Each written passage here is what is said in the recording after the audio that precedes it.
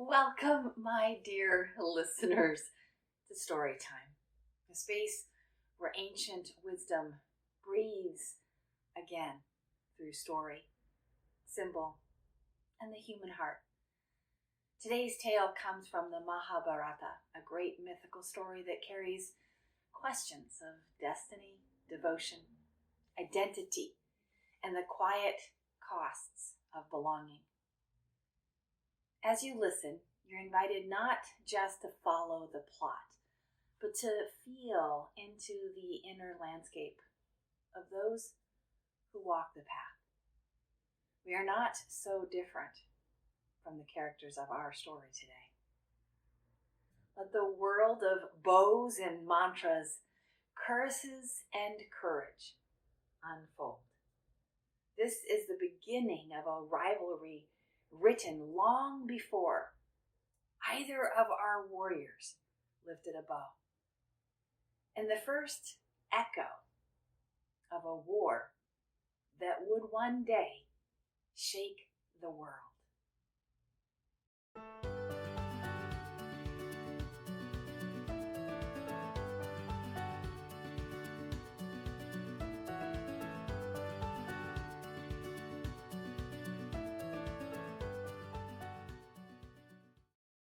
Our story opens with Karna, born radiant, gifted beyond measure, and yet shaped by longing to be seen, to be taught, to be named worthy. It's a story of fierce discipline and silent endurance, of blessings gained and lost, and of how a single moment can alter the arc of life.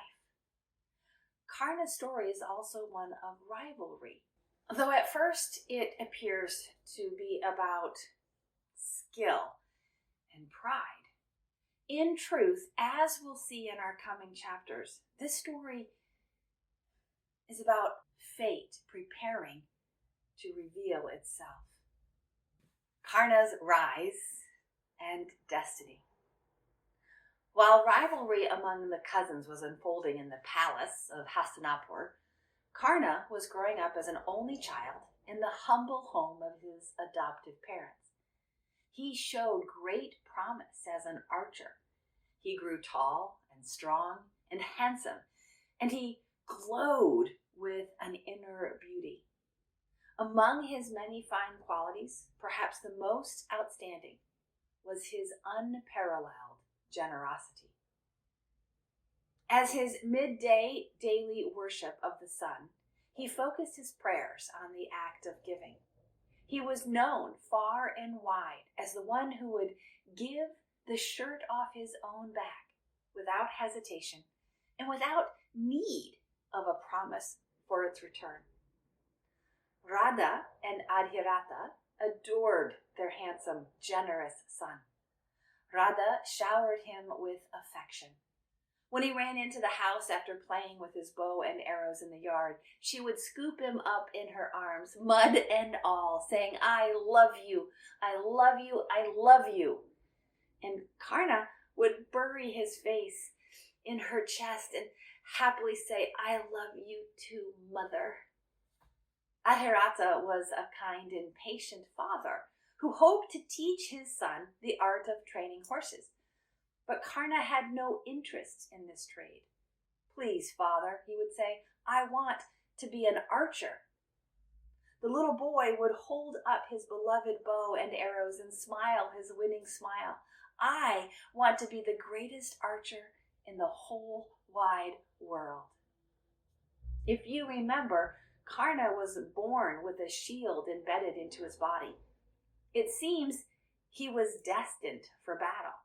And as it turned out, archery was more than a mere boyhood fantasy. Karna had a recurrent dream that reflected his future as well as his past. In this dream, he would see a basket floating in a river. Downstream, the water turned into blood. Bodies lay scattered about. Karna would try to run, but he would find himself unable to move. When he awoke, he would be drenched in sweat, his heart pounding. One day he told his mother about the dream. She sat silently for a moment. Then she drew him close. "Dearest son," she began, "you are old enough to know how you came to us." She told him the whole story. She explained how much they had yearned for children, how Adhirata had found him floating in the river in a basket, and how all they could say at first was, "Oh, oh, oh," because they could not find words to express their joy. She said, "You were wrapped in soft silk and wore the gold earrings and the shield that you still wear today.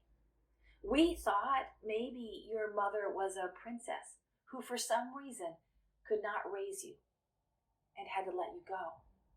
May the gods bless her. She gave us a son." Radha kissed Karna and put her arms around him. She continued, "That is what the basket means, but I am not sure what the rest of your dream is about. Perhaps it shows that war is filled with bloodshed and violence. You seem to be drawn to the life of a warrior, but we hope you will choose the path of peace and learn your father's trade instead. We will not hold you back though, Karna. You must follow your heart. You know we will always love you whatever you decide." Karna hugged her tight. "Thank you, Mama."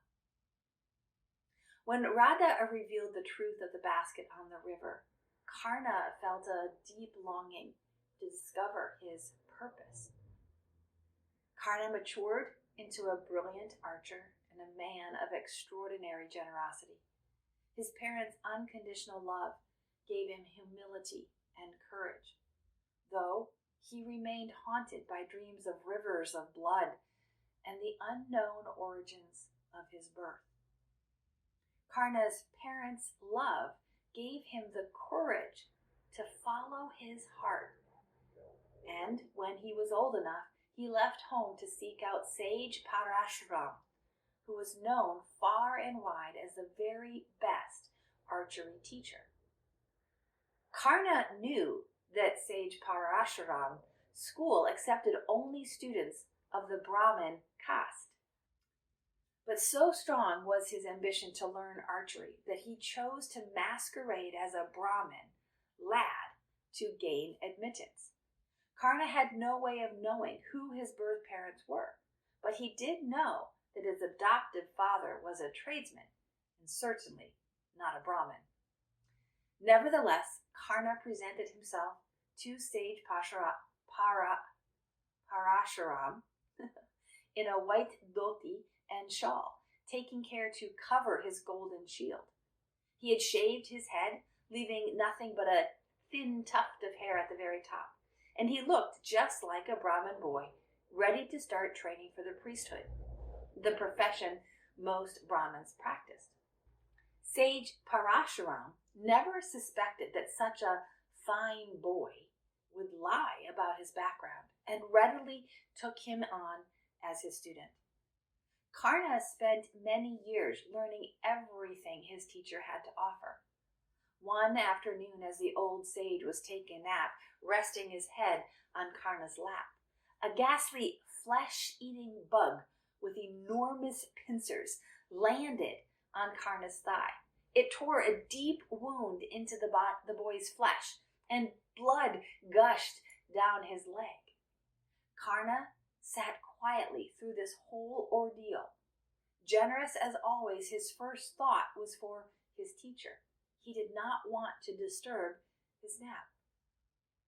But sage Parashuram eventually awoke anyway and saw the ragged, gaping wound. He asked himself, who could withstand such pain? The sage concluded quickly, only a born warrior, someone of the Kshatriya caste. In other words, Karna was not a Brahmin. He sat up abruptly. Tell me the truth, Karna. Who are you? Karna knew it was useless to pretend any longer. He told the teacher all he knew about his past. The sage was angry and hurt. I have loved you and trusted you, he said. You are the finest archer I have ever taught, but for years you have chosen to deceive me. Karna bowed his head. The sage continued, as a consequence of your lies, when you most need them, you will forget the lessons you have learned through your deceit. Turning away sadly, sage Parashuram dismissed his beloved student. Go away. Leave this place forever. Heartbroken, Karna roamed the countryside. He felt completely lost. He continued with his daily practice of archery, but carelessly and without taking proper aim. One day his arrow struck a little calf in a nearby field. The calf belonged to a poor Brahmin who stumbled through the woods to find Karna sitting on a rock, completely unaware of what had happened.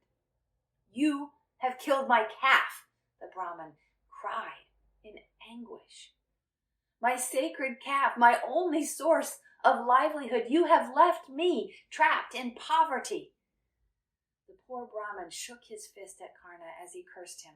May a time come when you are trapped as well. May you find yourself unable to budge, unable to lift a finger to save your own life. Karna offered to pay for the calf. He offered to buy the man another. He offered to work to make up for the loss. Again and again and again he said how sorry he was. But nothing comforted the Brahmin's grief or calmed his rage. Get out of my sight, you cursed man, he shouted. I am indeed a cursed man, thought Karna. First, I earned the wrath of my teacher, and now this poor Brahmin curses me. Deeply unhappy, he wandered the land like a leaf caught in the wind, with no idea where to turn or what to do next. And this is where we'll pause our story. Trust that there is more to come from Karna in this tale, but first we must meet his rival Arjuna. But that's for next time. But before we go, here are 3 lessons drawn from Karna's story thus far, translated for modern life while honoring the mythic depth beneath it. First, unseen endurance builds strength, but silence has a cost. Karna's ability to endure the unbearable pain without complaint reveals extraordinary discipline, resilience, and even devotion. In modern life, this mirrors our capacity to persevere through challenge, adversity, or even injustice. Yet the story also warns us, suffering in silence can lead to misunderstanding and unintended consequences. Strength does not require invisibility. Our age does not require permission. Wisdom lies in discerning when endurance is sacred and when speaking is necessary for protection, clarity, or support. Where are you equating worth with endurance? And where might self-advocacy be the truer form of courage? Number 2, access and talent shape opportunity. Karna's deception is not born of malice, but of exclusion. Despite unmatched ability, he must disguise himself to receive instruction. The curse he receives exposes a harsh truth still present today. Systems often reward pedigree over potential. Talent alone does not guarantee opportunity, and inequality can distort even the most sincere striving. So consider, what structures have made you feel you must hide or even prove yourself in order to belong? How might you reclaim your right to learn, to grow, or to lead without erasing who you are. Third, responsibility and making amends more than mere apology. Karna's life is shaped not only by injustice done to him, but by harm he causes, most notably when he accidentally kills a Brahmin's calf and responds with despair rather than repair. The story reminds us that suffering does not exempt us from responsibility. Even when our intentions are pure, our actions can carry consequences. Growth begins when we are willing to acknowledge harm, make amends where possible, and learn from the moment, rather than letting shame harden into destiny. In modern life, this lesson asks us to move beyond defensiveness or even self-punishment. Accountability is not about self-punishment. Rather, it is about restoring balance, trust, and integrity. When we take responsibility with humility, we reclaim agency over our future rather than remaining trapped by our past. I struggle here a bit with what seems to me the severity of Karna's punishments. I feel his curse far outweighs his accidental harm, but the damage cannot be undone. So perhaps that accounts for the significance of the curse. When you've made a mistake, especially under pressure or pain, do you turn toward repair or retreat into guilt, defensiveness?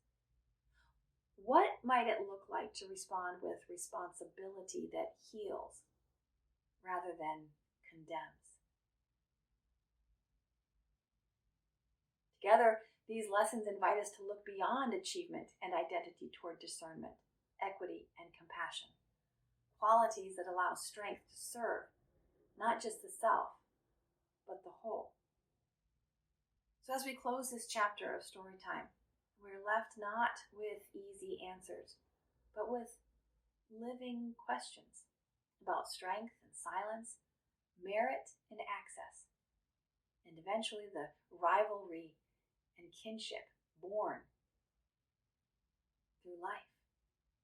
Karna's story reminds us that destiny is not shaped by skill alone, but by the choices we make when we feel unseen, misunderstood, or set against another.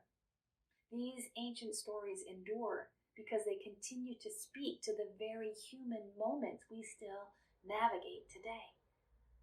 If something in this tale stirred you, if you recognized yourself in Karna's perseverance, striving, or in the unseen forces that shaped his paths, I invite you to stay with it. Wait till we meet Arjuna. So join me next for Coach's Chat, where we'll slow down the story, unpack its lessons, and explore how they apply to modern life, leadership, and to personal growth. Together, we'll turn myth into mirror and story into practice. Until then, thank you for listening. May you carry these reflections gently and return when you are ready to dive deeper. May you breathe deeply, move freely, labor lovingly, and live vibrantly. May you be well. Namaste.